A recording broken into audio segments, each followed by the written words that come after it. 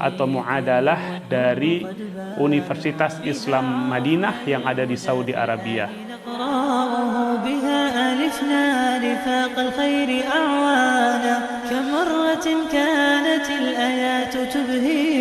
Apa fungsi dari akreditasi dari Universitas Islam Madinah?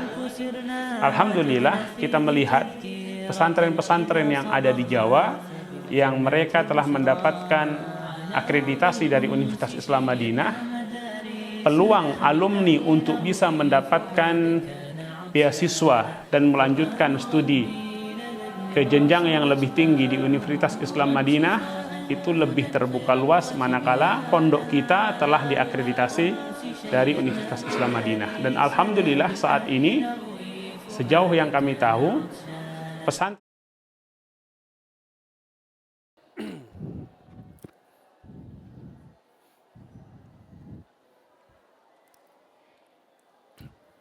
Assalamualaikum warahmatullahi wabarakatuh.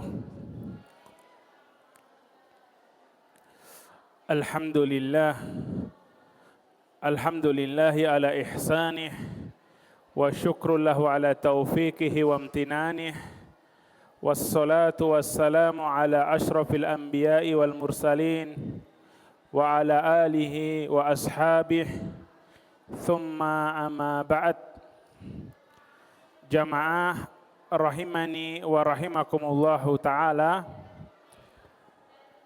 Alhamdulillah, segala puji dan syukur hanya milik Allah subhanahu wa ta'ala atas segala nikmat yang telah Allah karuniakan kepada kita.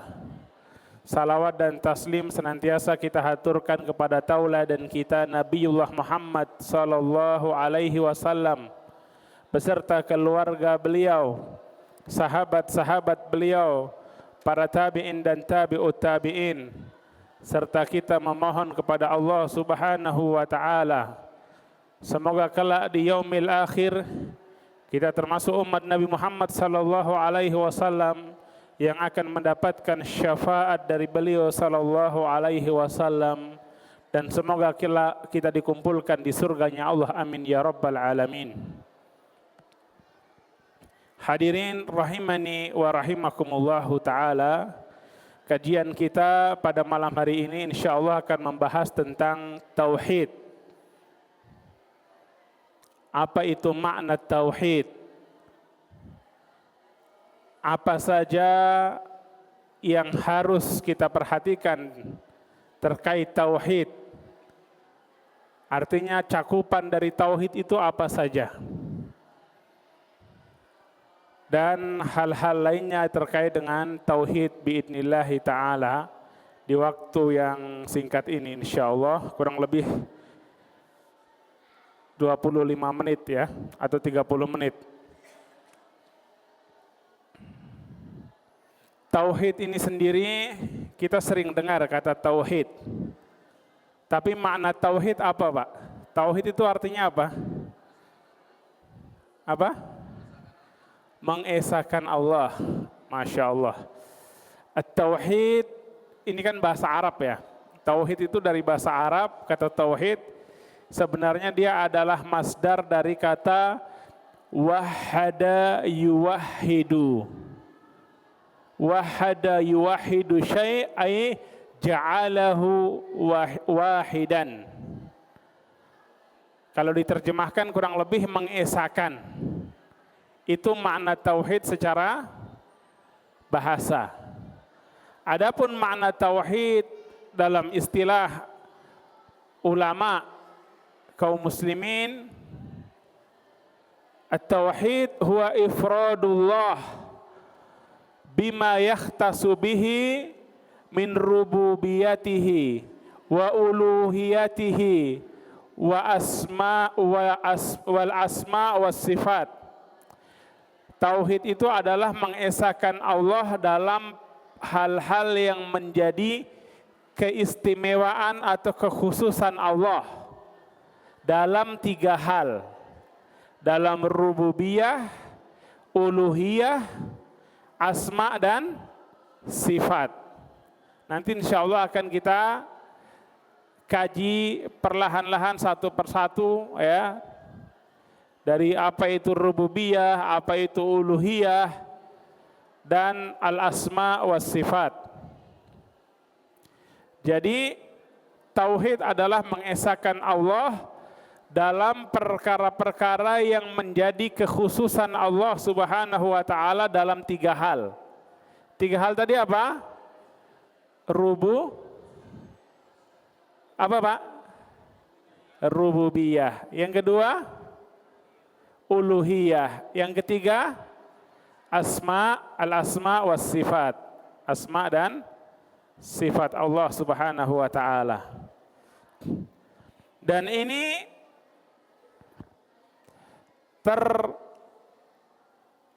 termaktub di dalam Al-Qur'an surat Maryam ayat 65 di antaranya ya. Rabbus samawati wal ard wa ma bainahuma. Allah itu adalah Rabb. Rabb itu pencipta, pemilik, dan yang mengatur langit, seluruh langit dan bumi, dan apa-apa yang ada di antara keduanya. Ini berkaitan dengan apa? Rububiyah. Fa'budhu wastabir li'ibadatih. Maka sembahlah Allah Subhanahu wa taala dan bersabarlah untuk beribadah kepadanya atau dalam beribadah kepadanya. Fa'budhu ini perintah untuk ibadah, ini kaitannya dengan uluhiyah. Hal ta'lamu lahu samia. Adakah engkau tahu ada yang setara dengan Allah? Ada enggak yang setara dengan Allah? Tidak ada. Ini isyarat tentang al-asma dan sifat-sifat Allah Subhanahu wa ta'ala. Jadi yang namanya tauhid itu harus mencakup 3 hal ini.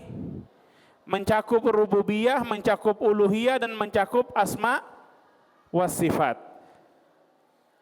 Kalau ada orang meyakini bahwasanya Allah itu ada, Allah itu esa, tapi dia nggak mau menyembah Allah saja, dia mau sembah selain Allah juga, maka dikatakan bertauhid atau tidak? Tidak. Kenapa? Karena dia hanya imani dan mengamalkan bagian dari tauhid, yaitu dalam hal rububiyah saja. Enggak cukup, harus 3-tiganya. Meyakini, mengimani rububiyah, kemudian uluhiyah, dan asma was sifat. Apa itu rububiyah? Rububiyah itu ifradullah bil khalq wal mulk wa tadbir. Mengesahkan Allah dalam perbuatan Allah, af'alullah ya. Bahwasanya Allah itu satu-satunya pencipta, al-khaliq. Kemudian al-malik atau al-malik. Al-Malik pemilik, Al-Malik penguasa, raja. Allah yang menciptakan, maka Allah sang pemilik satu-satunya. Alam semesta ini milik Allah. Kemudian Allah lah yang mengatur alam semesta ini. Allah yang mengatur alam semesta ini. Tidak ada selain Allah yang ikut campur dalam 3 hal ini. Kalau kita punya keyakinan ada pihak lain yang berserikat dengan Allah dalam penciptaan, atau ada campur tangan pihak lain dalam menciptakan langit dan bumi ini, maka ini kesyirikan dalam rububiyah. Bahkan orang-orang musyrik dulu, mereka enggak melakukan itu. Ya. Yang menciptakan, mereka yakin yang menciptakan adalah Allah Subhanahu wa taala. Ya. Tadi di dalam surat apa? Maryam ayat 96 Allah tegaskan Rabbus samawati wal ardi wa ma bainahuma. Rabb itu mencakup pencipta, pemilik dan pengatur. Rububiyah ya, yang menciptakan, yang memiliki dan yang mengatur. Fa'budhu wastabir li ibadatih. Fa'budhu wastabir li ibadatih. Maka sembahlah dia saja dan bersabarlah dalam beribadah atau menyembahnya. Ini uluhiyah. Hal ta'lamu lahu samiyya? Tahukah kalian adakah yang setara dengan Allah? Jawabannya tidak. Ini tentang nama-nama dan sifat-sifat Allah Subhanahu wa ta'ala. Jadi tauhid itu mencakup tiga hal pokok tadi. Dan sebagian ulama menjelaskan inilah aqsamut tauhid, jenis-jenis tauhid. Yang sebenarnya tiga jenis ini satu kesatuan, tidak boleh dipisah-pisahkan. Artinya apa? Tidak cukup seseorang hanya beriman dalam rububiyah tapi dia menyembah kepada selain Allah. Atau dia menyembah kepada selain Allah kemudian dia meyakini ada selain Allah yang menciptakan langit dan bumi. Ini sulit, nggak mungkin. Kalau ada tetap nggak diterima tauhidnya. Ya. Begitu juga orang yang mengingkari nama-nama Allah atau mengingkari sifat-sifat Allah yang telah Allah tetapkan baik di dalam Al-Quran ataupun dalam hadis Nabi Sallallahu Alaihi Wasallam.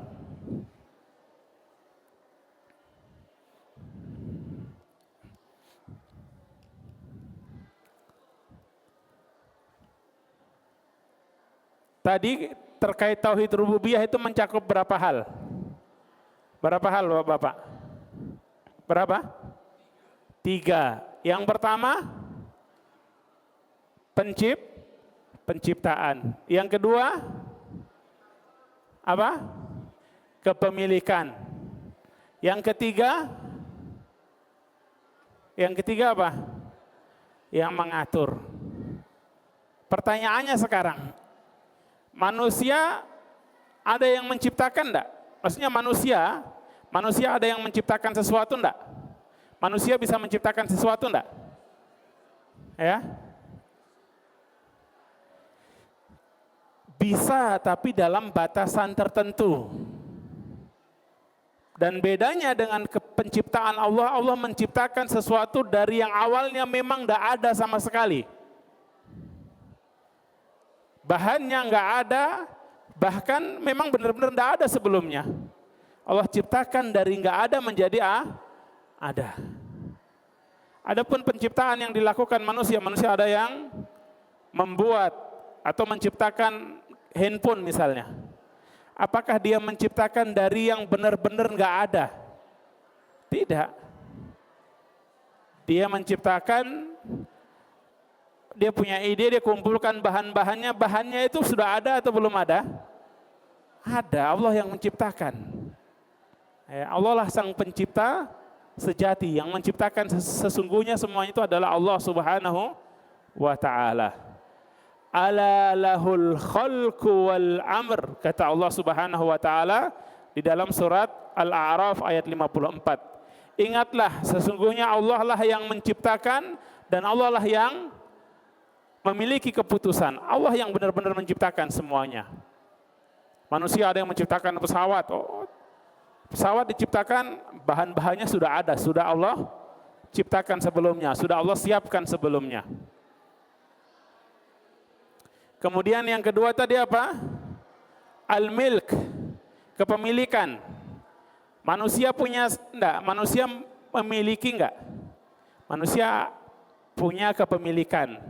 Tapi kepemilikan manusia terbatas. Terbatas pada hal-hal tertentu yang memang dia miliki. dan kepemilikannya juga terbatas, tidak kepemilikan secara mutlak. Antum katakanlah beli handphone, uang antum, hasil kerja antum, tapi setelah itu handphonenya antum bakar, boleh nggak? Boleh nggak? Boleh Pak? Nggak boleh secara hukum syariat Pak, haram. Idha'atul mal, menyia-nyiakan harta, itu nanti akan dihisab di hari kiamat. Uang antum bakar, enggak boleh. Ini uang saya hasil kerja, terus antum buang, antum bakar, enggak boleh. Dalam Islam tidak boleh idha'atul mal.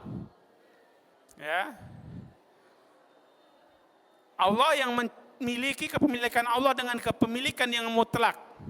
Tidak diatur oleh siapapun, Allah sendiri yang mengatur. Kepemilikan kita diatur, dibatasi dengan ketentuan-ketentuan dan aturan Allah Subhanahu wa ta'ala. Ya.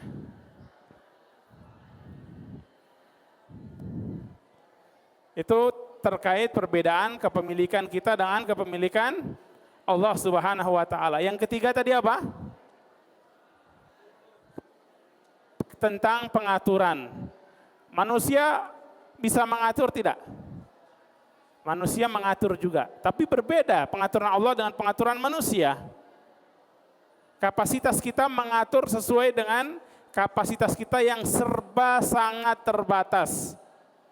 Yang bisa kita atur apa? Yang di bawah tanggung jawab kita atau kepemilikan kita itu sangat terbatas.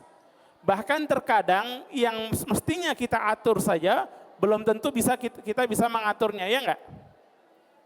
Coba. Anak antum kan mestinya antum atur. Dia ngikuti semua aturan antum? Enggak. Itu bicara anak, belum istri kan gitu. Istri tak bolak-balik, antum yang diatur kadang. Ya. Jadi itu perbedaan antara Al-Khaliq, Al-Malik dan At-Tadbir dari Allah Subhanahu wa ta'ala dengan hambanya, perbedaan yang sangat jauh. Allah memiliki dan menciptakan secara mutlak, mengatur secara mutlak, tidak ada aturan-aturan lain yang mengikat aturan Allah. Kalau kita harus atur, dan pengaturannya pun harus sesuai dengan aturan Allah Subhanahu wa ta'ala. Kalau bertentangan dengan aturan Allah dalam Islam itu tidak dianggap batal. Ya. Batal demi hukum, orang bilang. Batal karena aturan Allah yang lebih kuat. Misalnya seorang dia sudah tua, sudah sakit parah, dia buat wasiat. Kalau saya meninggal, harta saya yang setengah atau separuh harta saya wariskan kepada anak bungsu saya. Anak bungsunya kebetulan dia yang paling dekat dengan orang tuanya. Sisanya baru silahkan dibagi rata 4 orang anak yang lain. Boleh nggak pengaturan seperti ini? Nggak boleh. Yang pertama karena Allah sudah menetapkan la wasiyata lil waris, tidak boleh memberikan wasiat kepada ahli waris. Ahli waris itu bagiannya sudah ditetapkan. Dan wasiat juga kepada selain ahli waris itu ada batasannya, 1/3. Sebagian orang, apalagi yang tidak mengikuti aturan agama atau bahkan mereka mungkin tidak beragama, ada yang mewasiatkan hartanya, dia milioner, bahkan mungkin triliuner. Kalau dia meninggal, semua hartanya untuk siapa? Untuk anjingnya dia, kata dia. Anjing kesayangan dia. Itu ada, ya bukan dongeng, itu ada. Manusia yang seperti itu. Tapi dalam Islam itu tidak boleh. Ketika orang tidak mengikuti aturan Allah, dia membuat aturan sendiri yang kata Allah, ulaika kal an'am bal hum adall. Ulaika kal an'am bal hum adall. Yang berikutnya, ya, dalam Al-Quran juga Allah tegaskan tentang tadbir atau pengaturan. Wa may yudabbirul amra fasayaquluna Allah. Kalau engkau wahai Rasul bertanya kepada orang-orang musyrik, ini dulu, orang-orang musyrikin jahiliyah, musyrik Arab, siapa yang mengatur urusan semuanya, maka mereka akan mengatakan Allah. Di dalam surat Yunus ayat 31.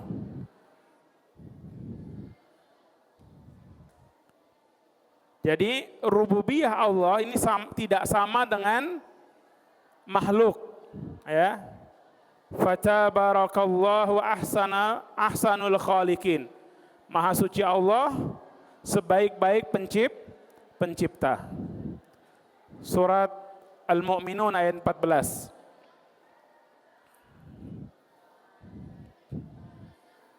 Kemudian yang tadi saya singgung bahwasanya rububiyah saja itu tidak cukup. Orang beriman bahwasanya Allah lah Sang Maha Pencipta. Allah lah satu-satunya yang memiliki alam semesta ini dan Allah lah yang mengatur semuanya. Tapi dia menyembahnya kepada patung, beribadahnya kepada binatang, beribadahnya nyembah kuburan, nyembah pohon. Ya, maka tidak diterima tauhidnya. Apa dalilnya? Nabi SAW dulu beliau diutus kepada siapa? Kepada kaumnya orang-orang musyrik jahiliyah. Apakah mereka mengingkari bahwasanya Allah Maha Pencipta? Tidak. Ada memang sebagian musyrikin Arab yang mereka kurang lebih pemahamannya mirip dengan ateis, mengingkari keberadaan atau adanya Rob, adanya Tuhan yang Maha Pencipta. Mereka disebut dengan Dahriyun, ya, orang-orang yang memiliki pemahaman bahwasanya yang membinasakan mereka itu zaman, sudah berlalu zamannya, mereka habis mati. Tapi sedikit, mayoritas orang musyrik dahulu, kalau ditanya siapa yang menciptakan mereka, sayaqulun Allah, mereka katakan Allah. Siapa yang, bahkan mereka ketika ditanya, mereka mengatakan Tuhan kami satu di langit, yaitu Allah Subhanahu wa Ta'ala, dan banyak di bumi yang mereka sembah. Ya, mereka menciptakan atau membuat sesembahan yang ada di bumi, tapi mereka tahu bahwasanya sesembahan itu bukanlah pencipta mereka. Seperti tadi dalam surat Az-Zukhruf ayat 9, wala in sa'altahum man khalaqas samawati wal arda la yaqulunna khalaqahunnal azizul alim.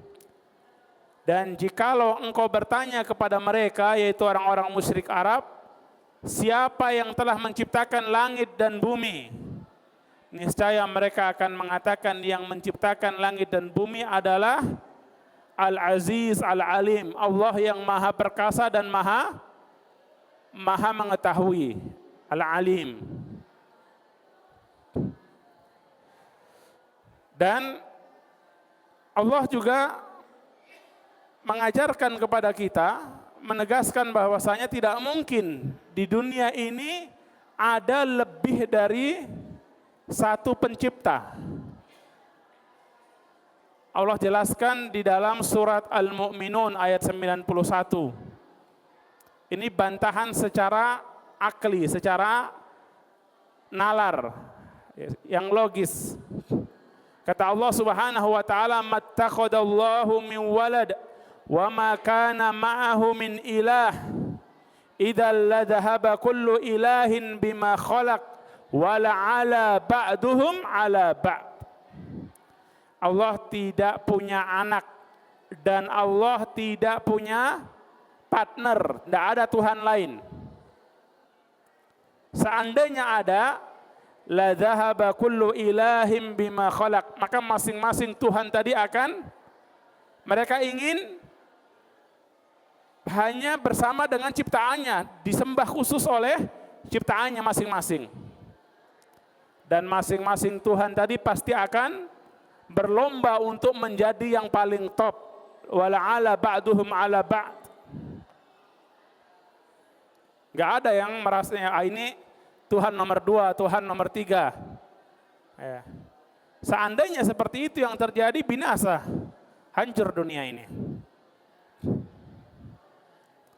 Kemudian apa pelajaran dari tauhid rububiyah?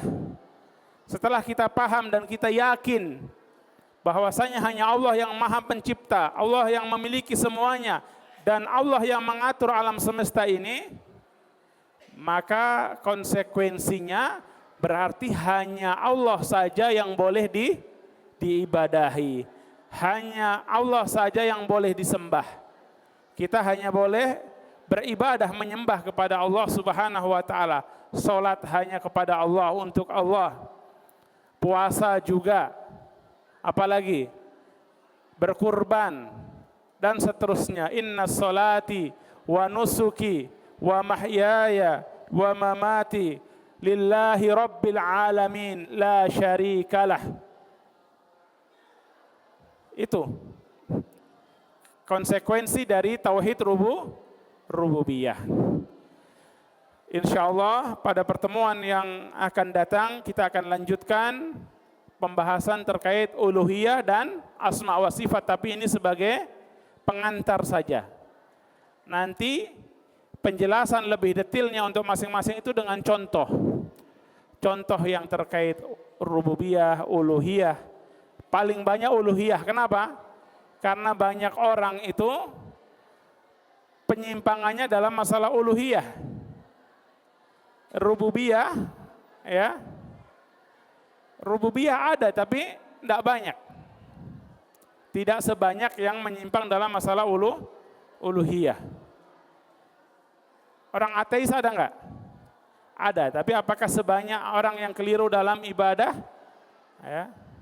Wallahu taala a'lam bishawab. Wassallallahu ala nabiyyina Muhammadin wa ala alihi wa sahbihi wasallam. Wa akhiru da'wana alhamdulillahi rabbil alamin. Thumma assalamu alaikum warahmatullahi wabarakatuh.